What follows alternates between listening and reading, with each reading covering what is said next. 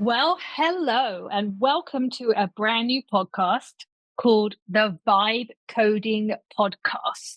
This is a new podcast where we are going to explore the future of coding through various AI tools, vibe coding, and speaking with some of the entrepreneurs who are currently, as we speak, building the next generation of development tools.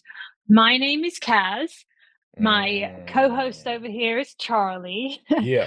And if you have ever been interested in AI and you're not really sure what you're doing, but you want to take a dive into it, then this is going to be the place for you. So this is our very first episode.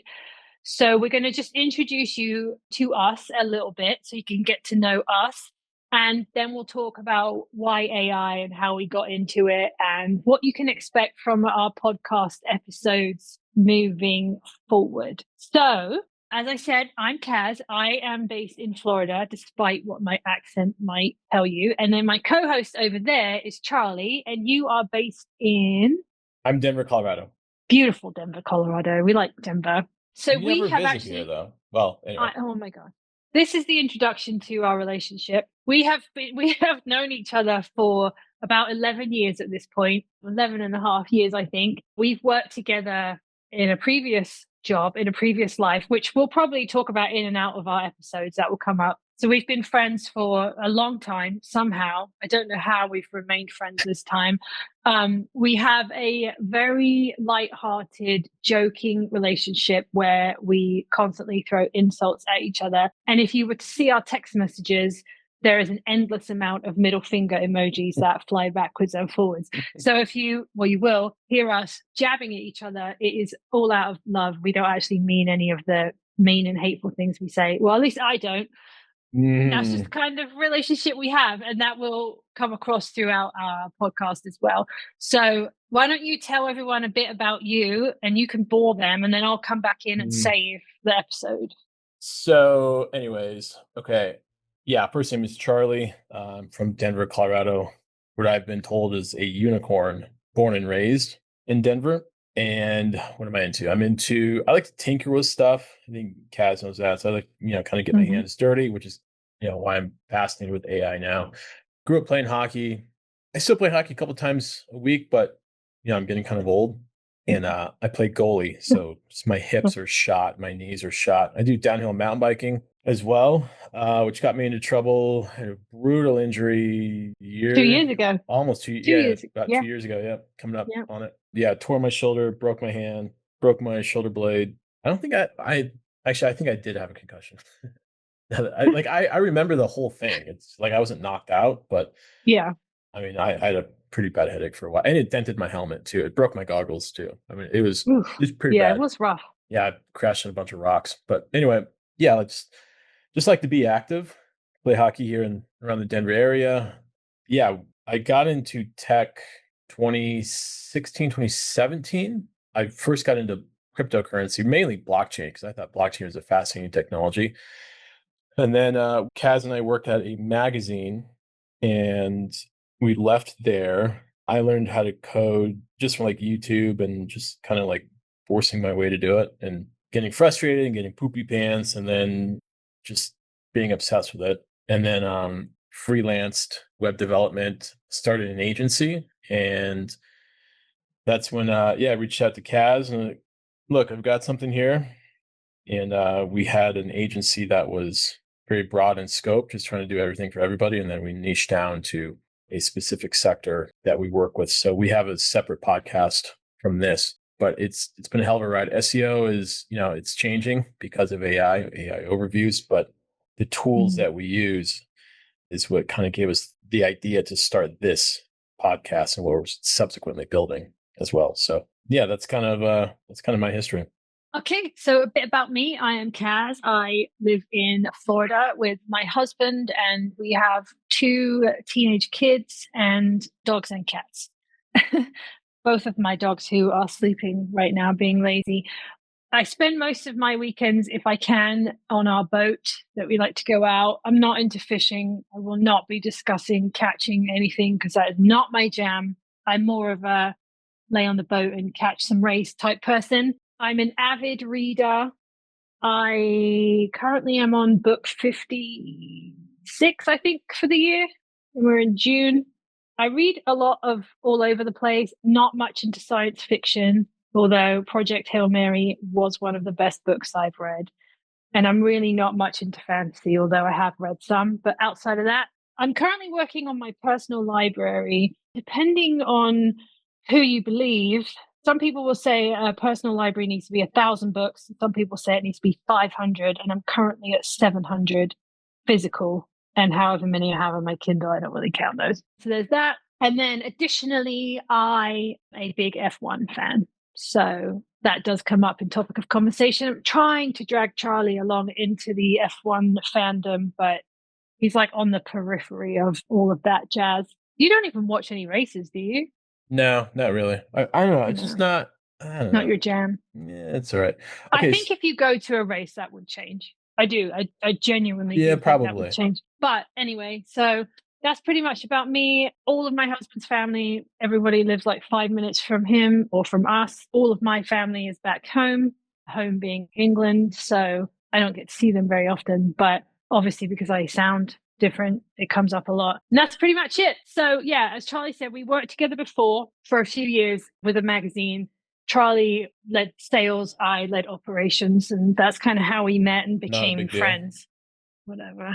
No big deal. We became friends, which on paper we should not remotely be friends, but we became friends. He was like really one of two people that I actually liked. Yeah, for um, context, Kaz hates everything.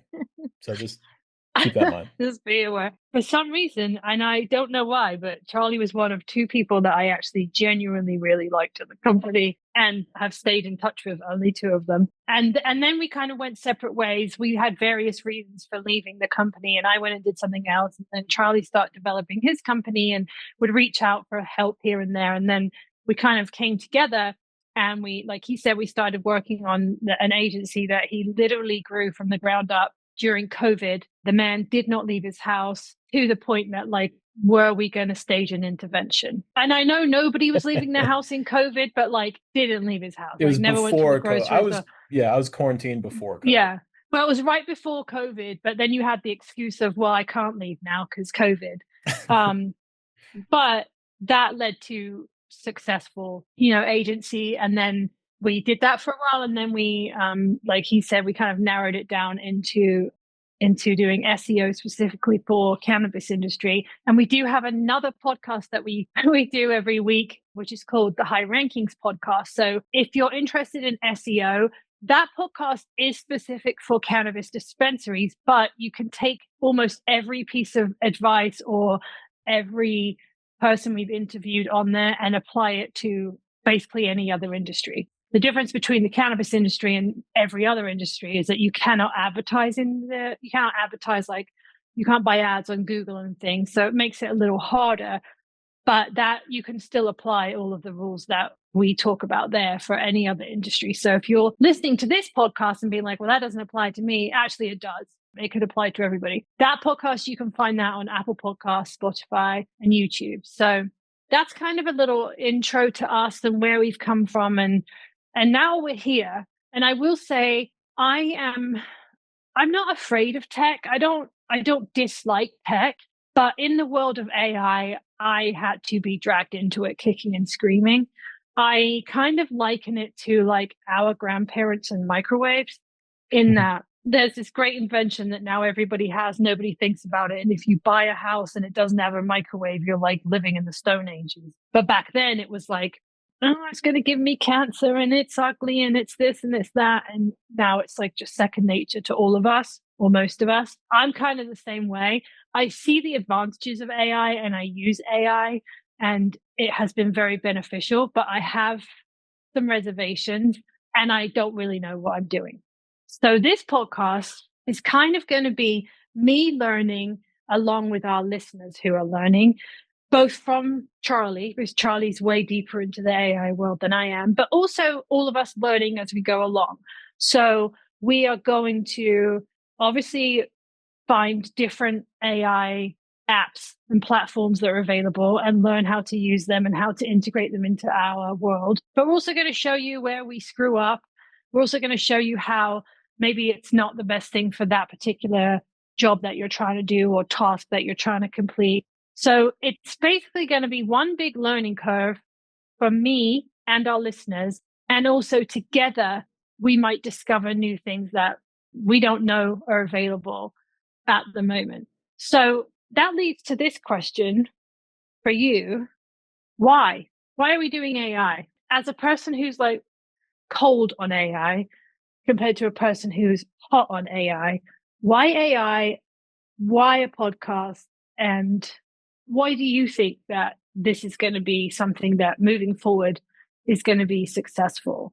Not the Um, podcast, but AI in general. AI in general. So just the utility that it has. I mean, you can go into literally any industry, and the fact that I told you this a couple months ago, I was messing around with ChatGPT and with the SEO agency, and I can't remember what I was prompting it, but it was something around ROAS, return on ad spend, Mm. and I was just messing around with it. I can't remember, but it somehow it I went into the field of like, maybe you can have like a calculator on like a custom dashboard or something like that. And then ChatGPT came back and said, yeah, like I can just render you a calculator in Canvas. And I was like, okay, I don't know what that means, but all right. And then I was like, yeah, okay, hit yes. And then like the screen split and it started throwing out, code, React. And I was like, what the hell is this? Like, what is going on right now? And then I hit preview and then I saw a calculator app fully functional and it blew my brain apart. You remember the first time you used ChatGPT? Yeah. And Yeah. then the first time you're like, holy smokes, this is banana lands. That's happened a couple times. That was one of those moments when I saw that calculator app because I was like, wow, I wonder, because I've had an idea. We ended up building it that I was sitting on for like a year. And it's going to hire developers and all this and like a PM and all that. Well, I Yeah. built that tool in like a week and then fine-tuned it over the next subsequent weeks. So why AI? Because I saw that and I saw what's possible. And then at scale, it can do such incredible things. I'm fascinated by it. I think we're like super early and there's a ton to learn. I think the guests that we'll have on here can really shed some light on a really remarkable time to be in the tech space. I think I started on ChatGPT, obviously after you, because you were the one who kind of led me in that direction. But I want to say that I was on ChatGPT when it was like 2.0 or something. And also when the responses only went up to a certain date. Oh yeah, yeah. Like it was like 2 years, Yeah. like it couldn't give you anything recent in the last 2 years or something like that. Because I remember one of our kids had homework.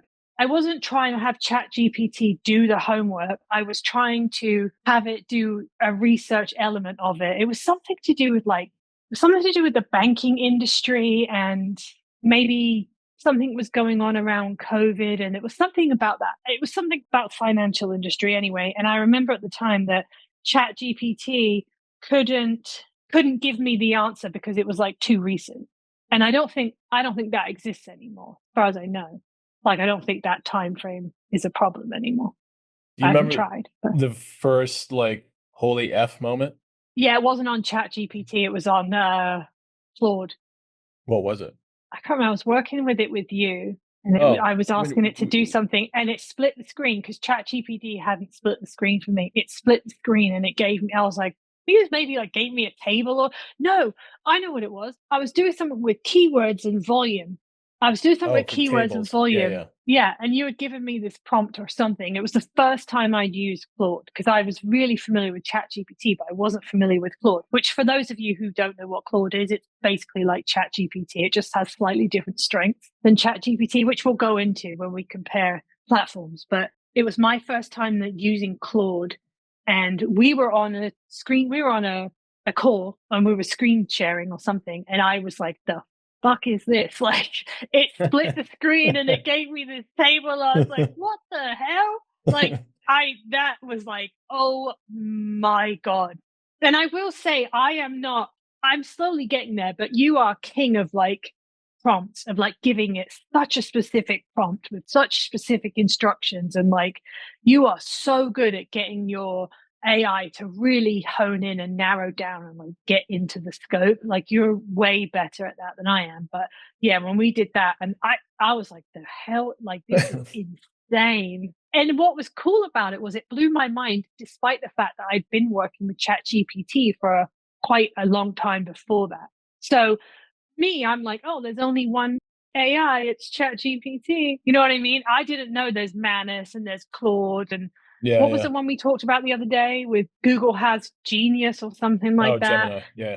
Gemini. And then we were talking about all the videos I've seen on TikTok where, because I don't know how they do it, where it looks like Bigfoot is like vlogging his daily life and like showing you how to build a tent, and then an alien crashes and the alien and Bigfoot are vlogging their day together. Like it's crazy what it can do, you know. But yeah, I do remember being absolutely mind blown by Claude's screen splitting and I stuff like remember that. that. That Yeah, was because crazy. we had a question about keyword volume around Yeah. keywords, and honestly, I was kind of pissed that it was an email that you sent. I was kind of pissed that you would send that. I was like, "Wow, she's why the hell did she send that?" And then you got a response back like, "It's missing keywords." I was like, "Okay, easy way to fix this," and we just plug it into Claude. Yeah. Yeah, like a matter of not even minutes. It was like immediate. It fixed the problem. Yeah, because I'm like, oh my God, I've got to now do all this work I just created myself. Like, come on now. Yeah. And then you were like, nah, fam, I got this. Let's do this. Step aside. I got this. Yeah. And I was like, oh, yeah, I know I personally don't have a grasp on what everything is capable of doing.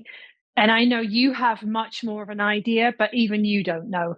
No, no. I've been Yeah. on the rabbit hole for the past well since ChatGPT came out, but no, there's so many great resources out there, which kind of is where we're going with all this. But there's so much to learn. There's just so much you can do with AI, which is like really really exciting. And the first thing that we built really got me down the rabbit hole was building a forecast tool that we use it internally. SEO it has been changed.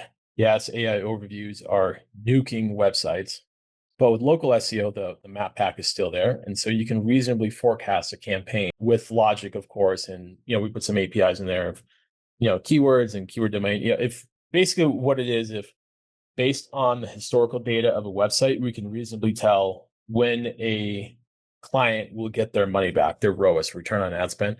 So like by month 4, month 5, it'll be they give us $1, we give them like $4. So a 1 to 4 rows is pretty solid. So this tool that I stumbled into, it can do all that, and it's based more on the performance of the prospect.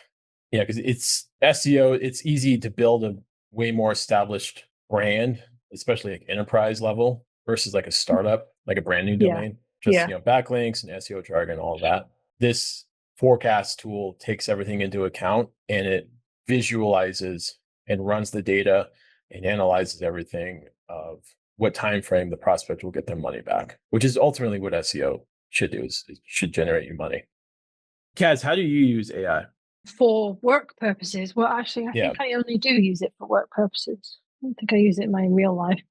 Typically, I use it for ideas, or if there's a gap in something I'm doing and I can't figure it out. I will say, mostly for me, it's a massive time saver. So, for example, a classic example is we now have two podcasts. One that we've been doing for a hot minute. We have like over 110 episodes at this point. And sometimes topically, there's just something you can do because it's relevant right now and it's happening in the world right now. And it doesn't take a genius to think of a podcast episode for that, for example. And other times you're fresh out of ideas and you don't know what on earth you can do the next episode on, but you've got to record it today. So, I'll use AI for that. Like, hey, can you give me some ideas? Or sometimes I've got the idea, but I don't really know what to call the episode. So I will run that through an AI platform. I have used it for research. If we've had guests on one of our podcasts, for example, and I don't really know what the guest does, but they have a website, I'll throw the website into an AI platform and be like, hey, can you give me a ELI 5 rundown of what they do? And then from there, I can structure my own questions, or I can ask AI to give me some question ideas. Typically, I'll end up creating an outline with AI that's a combination of my ideas, my suggestions, my question, my research, and its ideas, questions, research, etc. I know often we use it for like, hey, this is what we've come up with. Can you identify any gaps in what we've come up with? And I really like that one because oftentimes, if you've worked on something for so long, you just can't see the wood for the trees. And you just need a fresh set of eyes to look at it. And so you can be like, can you identify any gaps in this piece of content or this line of questioning or whatever it might be? And it's really good at coming back. And sometimes the stuff it comes back with, you're like, what the hell were you thinking? Well, not thinking, but what the hell were you doing? And other times you'd be like, oh man, how did I miss that really obvious, glaring mistake or, whatever it might be. So there's that. We do use it for content ideas and sometimes for content, but I would never take a piece of content that was purely written by AI and then use it without changing it or putting a human touch on it. I know there's lots of people that will just have ChatGPT write content to slap it up, but that's just a no-go in the SEO world, for example. So there's just so many things. And I know you use it for more data-driven stuff. You will come to learn that Charlie and I have very different roles in what we do, and our brains work very differently. He's way more data-driven and into the numbers and data and charts and graphs and things than I am. So I know you use it a lot for, well, like you said, you created that whole calculator. So use it slightly differently than I do. Well, keep in mind, I'm not married and I don't have kids. I've got time to. I think I've built only two of them do anything. I think probably 12 or 13 apps vibe coded Yeah. between content outlines, like for SEO, content outlines between forecast calculator, spreadsheet, data aggregator, I guess you call it. I mean, there's so many things you can do with it. So just making things easier. I don't like complexity. Just making our lives easier. That forecast, because we get asked all the time that it's like the number one question, right? Like, when will we actually make money? At what point will we see money back? And that tool is one, it's surprisingly accurate. And two, it answers that. I had a lot of help, but what would have cost me six figures with a couple developers and probably 4 months of time, I think we did that in 2.5 weeks. Which begs the question, what's going to happen to all these developers? I think it'll make them better. AI will affect the unemployment rate, but I think it'll also make jobs better.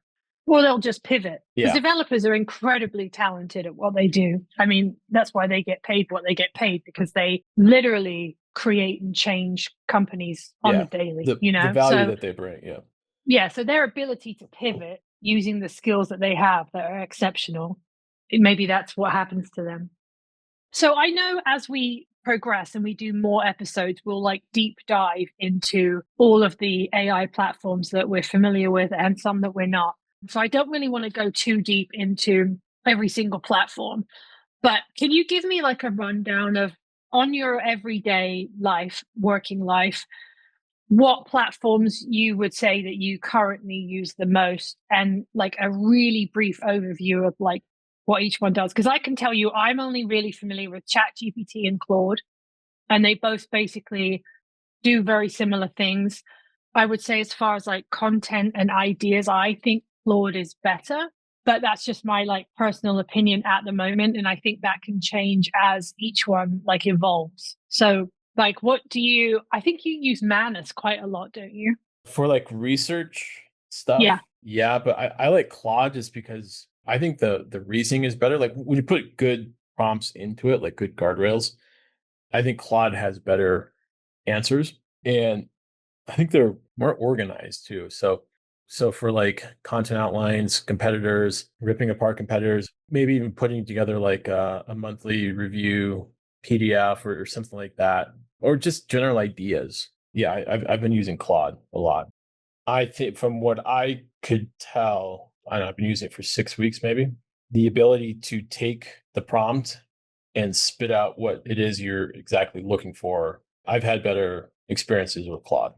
Yeah. My downfall with Claude is that you'll be working with Claude in a chat for a while and you'll ask Claude a question and she'll be like, yeah, I'm done with this chat now. If you want to keep talking, you've got to do a whole new chat. She's done her And deal, you've is what it is. refined her. It just happened to me twice yesterday. And there's no warning that this is going to happen. So you can't ask it. You can't prompt her to give you basically like all of the parameters you've set up. So that's my issue with Claude.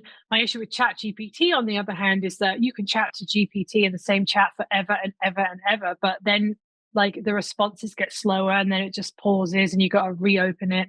Nothing's Yeah. perfect by any means, but I do find myself now using Claude a bit more. Again, I think that at the moment that will probably change. I'm not really familiar with any other platforms. Are there any others that like we're going to end up like doing deep dives into and like Oh getting yeah. our Yeah. Yeah. hands into? I won't mention them now, but yeah. Oh, Yeah, there are. And then we'll have nothing you're the going to mention by name. we'll Manus one, Replit, Perplexity. There's a couple others, and then we'll have the founders on here as well, like where they think the industry's got them involved. You know, AI just as a whole, where they think AI is going.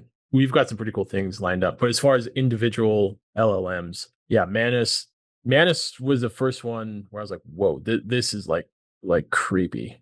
Manus. I think they're all creepy, but Yeah, Perplexity, Bolt. I like Bolt. I've been using that. Lovable, of course. Bolt just had the big hackathon. There's a handful that we'll do some deep dives on. And next episode, you're gonna hate it because well, you hate everything, but on the next episode, you're gonna vibe code a SaaS. I don't know what the idea. We talked about like a podcast scheduling tool, but yeah, something to help you with a yeah. podcast. So the idea is that Charlie's going to walk me through, and you, the listener, how to do this as if we're learning from the beginning.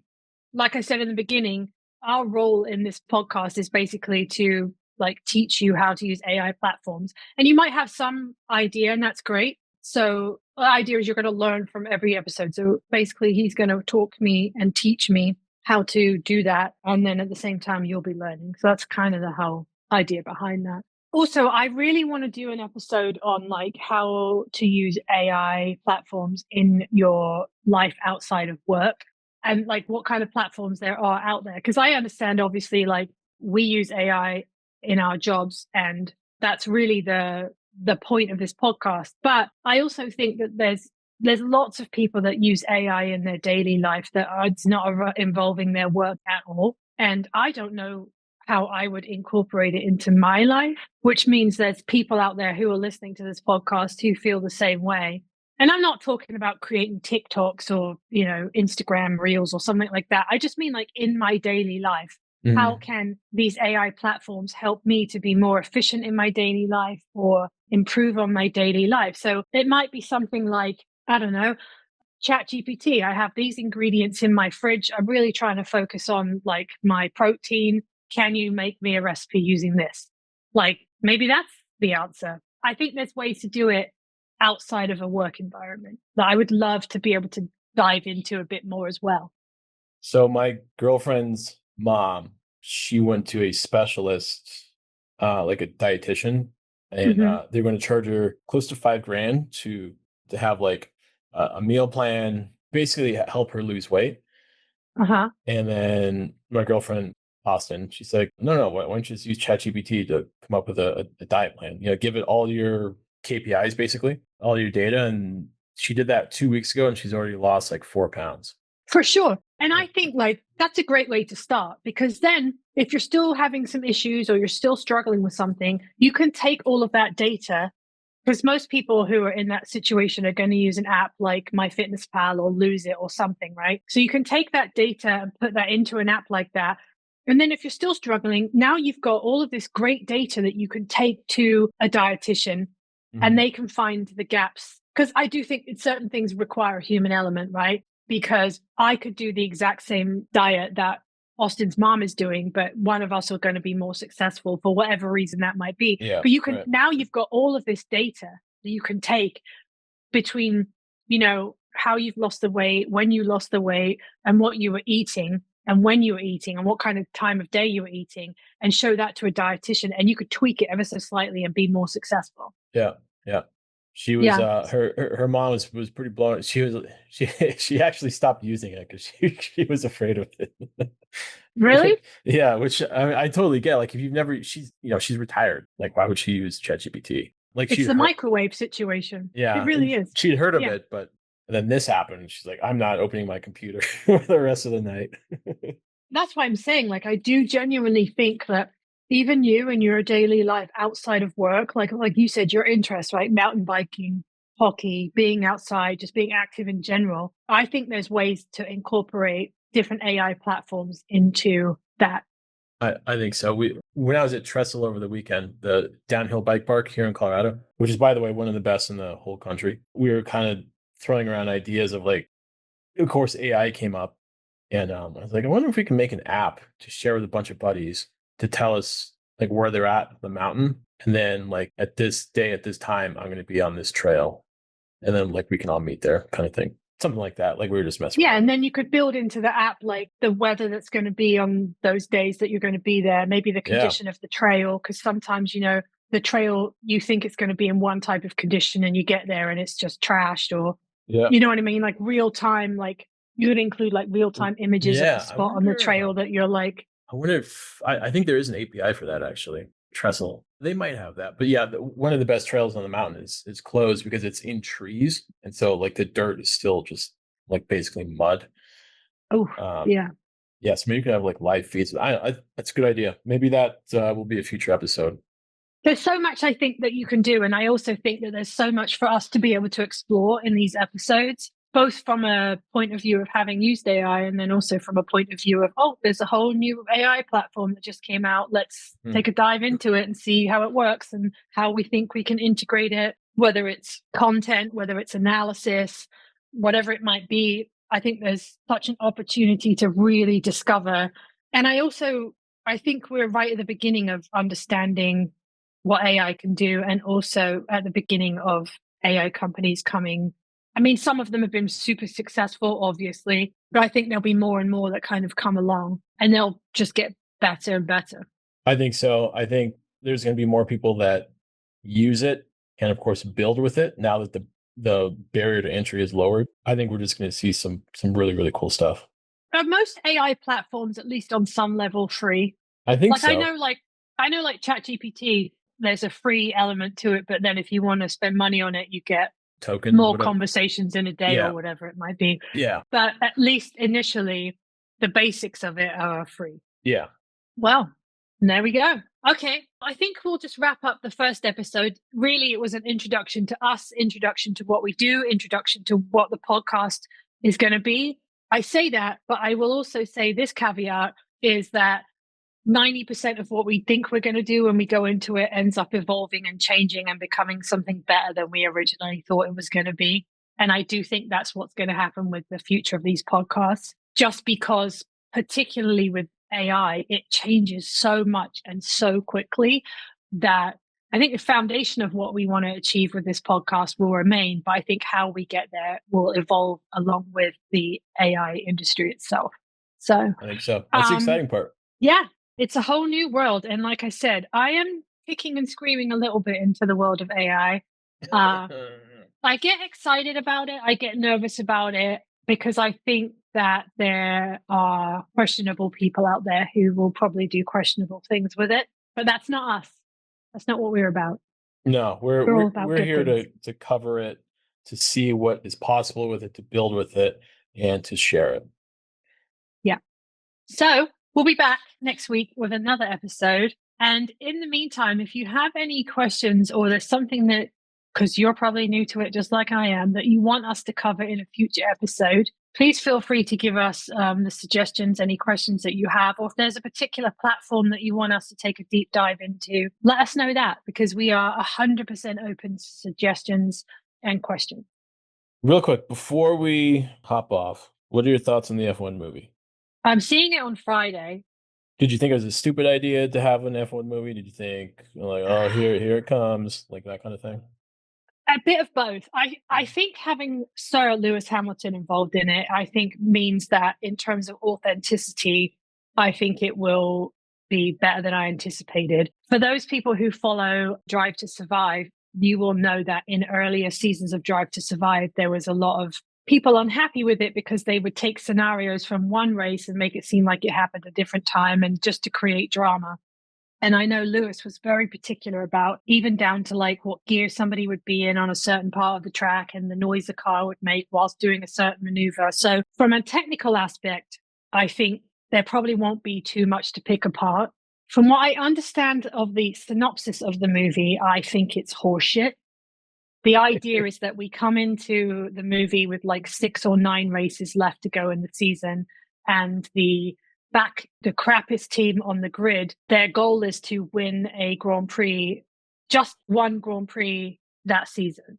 Which, if you know anything about F1, it would be like asking Kick Sauber or Stake or whatever they're known as now to win a race. Now, can it be done? Yes, but it can only be done if it's raining and a bunch of teams crash out and there's a red flag and pit stops, and you happen to be leading the race because you haven't done a pit stop yet, and it's raining and everyone else is pitted, and then they end the race. And there you are at the front of the field. 100% can be done. It's not going to be done under normal circumstances. It's just not. It's like absolutely not possible.